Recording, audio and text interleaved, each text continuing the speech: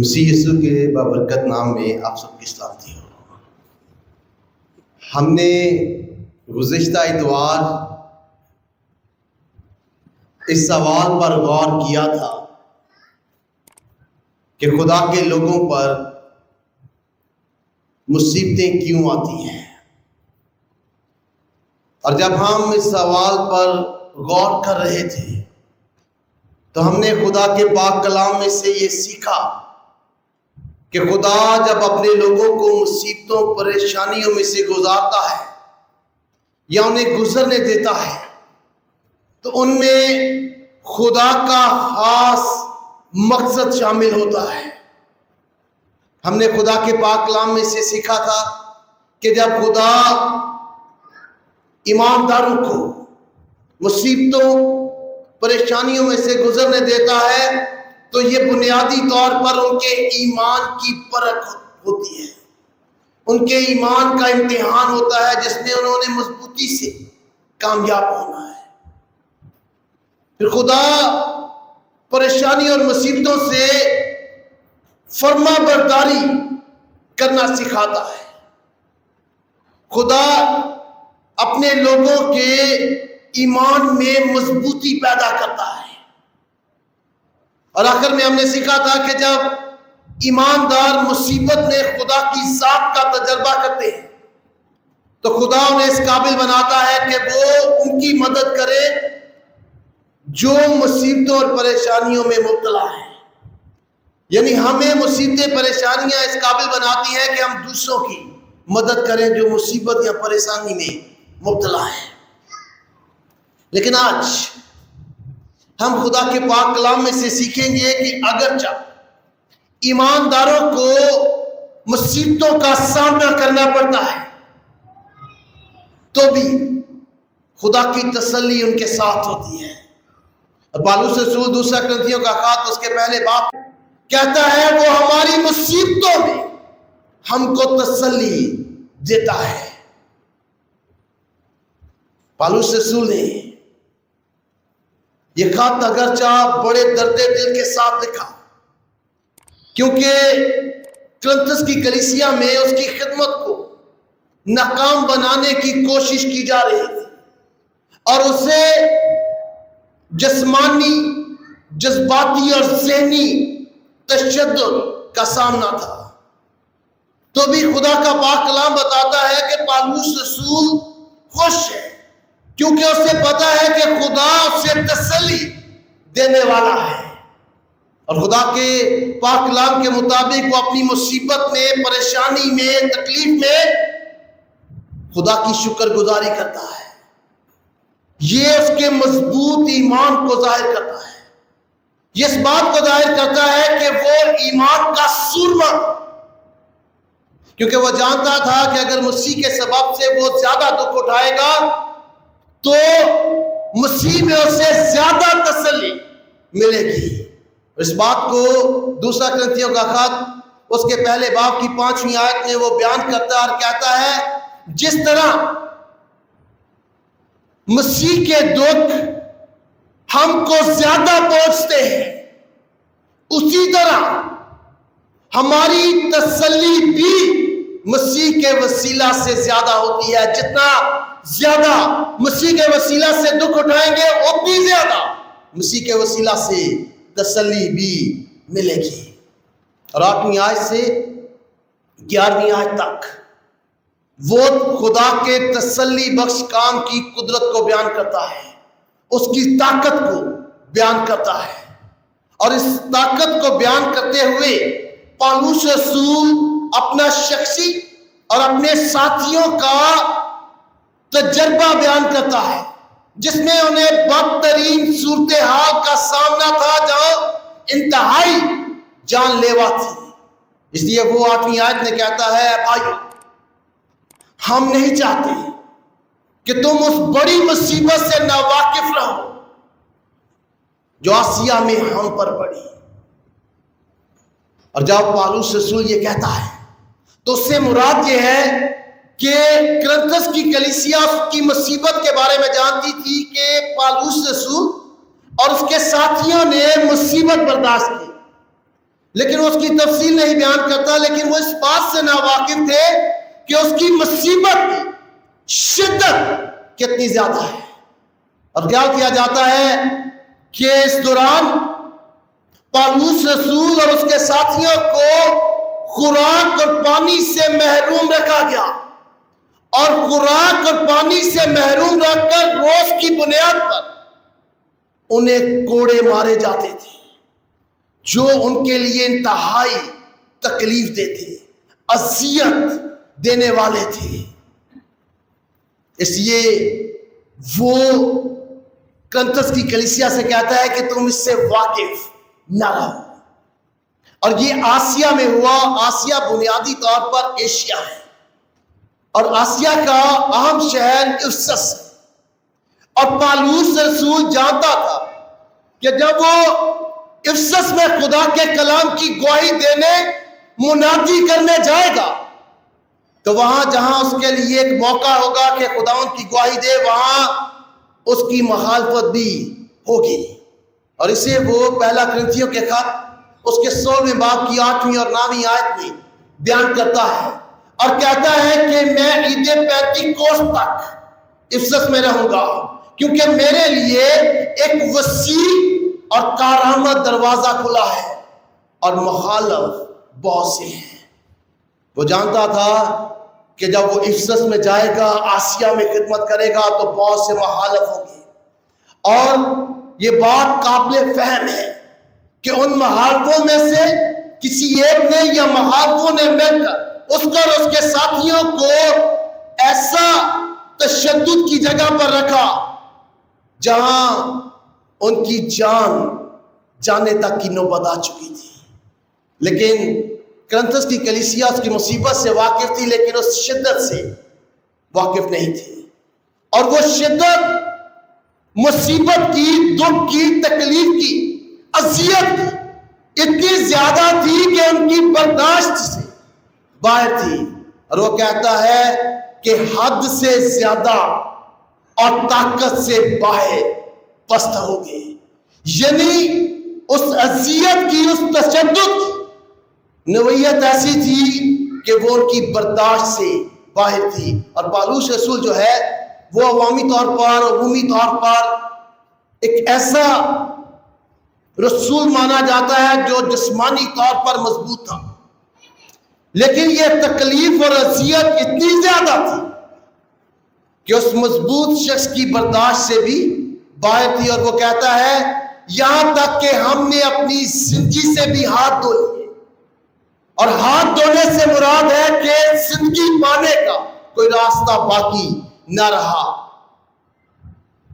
یہ اس کی تکلیف اور اذیت تھی جو وہ کرنتھس کی کلیسیا کو بتانا چاہتا تھا۔ لیکن میرے اور آپ کے لیے سوال یہ پیدا ہوتا ہے کہ خدا ایک ایماندار رسول کو، بندہ کو جو اس کی خدمت دیانتداری سے کرتا ہے، کیوں ایسی شدید تکلیف اور اذیت میں سے گزرنے دیتا ہے؟ آج بھی ایمانداروں کے ذہن میں بہت دفعہ یہ سوال پیدا ہوتے ہیں، جب وہ خدا کے ساتھ وفاداری کے ساتھ چلتے ہیں تو پھر کیوں انہیں مسائل کا، پریشانیوں کا، بیماریوں کا سامنا کرنا پڑتا ہے؟ اور یہ اس لیے ہوتا ہے تاکہ خدا اپنے لوگوں کو سکھائے کہ وہ اپنے آپ پر بھروسہ نہ کرے، اپنی حکمت پر، اپنی طاقت پر، اپنے وسائل پر بھروسہ نہ کرے۔ اور پالوس رسول نے یہ بات سیکھی۔ دوسرا کرنتھیوں کا خط اس کے 12ویں باب کی 9ویں آیت میں کہتا ہے میں بڑی خوشی سے اپنی کمزوری پر فخر کروں گا تاکہ مسیح کی قدرت مجھ پر چھائی رہے۔ جب انسان کے وسائل کی، طاقت کی حد ختم ہو جاتی ہے تو وہاں سے خدا کی قدرت جو ہے وہ اپنا کام کرنا شروع کرتی ہے۔ اور یہ اس لیے ہے تاکہ لوگ جو ہیں خداوند پر ایمان، اعتقاد اور بھروسہ رکھیں۔ پالوس رسول 9ویں آیت میں کہتا ہے لیکن اپنے اوپر موت کے حکم کا یقین کر چکے تاکہ اپنا بھروسہ نہ رکھے بلکہ خدا کا جو مردوں کو جلاتا ہے۔ خدا ان مصیبتوں میں سے اس لیے گزارتا ہے تاکہ اپنا بھروسہ نہ کرے، اپنی طاقت کا، اپنے وسائل کا بھروسہ نہ کرے، بلکہ کس کا کرے؟ خدا کا، جو مردوں کو جلاتا ہے۔ خدا ہی وہ واحد ذات ہے جو کسی کو مصیبت میں، پریشانی میں، دکھ، تکلیف اور بیماری میں سے نکال سکتا ہے، کیونکہ وہ واحد ذات ہے جو مردوں کو زندہ کرتی ہے۔ اور مردوں کو زندہ کرنا یا خدا مردوں کو جلاتا ہے، یہ یہودی عبادت خانوں میں برکت کے کلمات میں سے ایک برکت کا کلمہ تھا، اور یہ تب ادا کرتے تھے کیونکہ یہودیوں کا یہ ماننا تھا کہ جب انسانی صلاحیت ختم ہو جائے تب وہ کہتے تھے کہ خدا مردوں کو جلاتا ہے، یعنی اب خدا کام کرے گا۔ اس کی مثال یہ ہو سکتی ہے کہ اگر کوئی پانی میں ہے، سمندر میں ہے، تو ڈوب رہا ہے اور اس کے تیرنے کی طاقت ختم ہو جائے، تب اس کے بعد خدا کی قدرت کام کرتی ہے۔ اور اگر کوئی لڑائی میں ہے اور اس کے لڑنے کی طاقت ختم ہو جائے، تب خداوند کی قدرت کام کرتی ہے۔ اس سے مراد تھا، تب وہ کہتے تھے کہ خدا مردوں کو جلاتا ہے، جب انسانی صلاحیت کے مطابق آپ ناکارہ ہو جائیں اور کچھ نہ کر سکے، تب خداوند کی قدرت جو ہے وہ کام کرتی ہے، کیونکہ وہ مردوں کو جلاتا ہے۔ اور پالوس رسول نے اور اس کے ساتھیوں نے اس چیز کا تجربہ کیا جب ان کی اپنی طاقت کی حد جو ہے وہ ختم ہو گئی، تو خداوند کی قدرت نے کام کیا۔ اور 10ویں آیت میں وہ کہتا ہے، چنانچہ اسی نے ہم کو اس بڑی ہلاکت سے چھڑایا اور چھڑائے گا، اور ہم کو اس سے یہ امید ہے کہ آگے کو چھڑاتا رہے گا۔ یہ الفاظ پالوس رسول کے مضبوط ایمان کو ظاہر کرتے ہیں۔ وہ ماضی، حال اور مستقبل کی بات کرتا ہے۔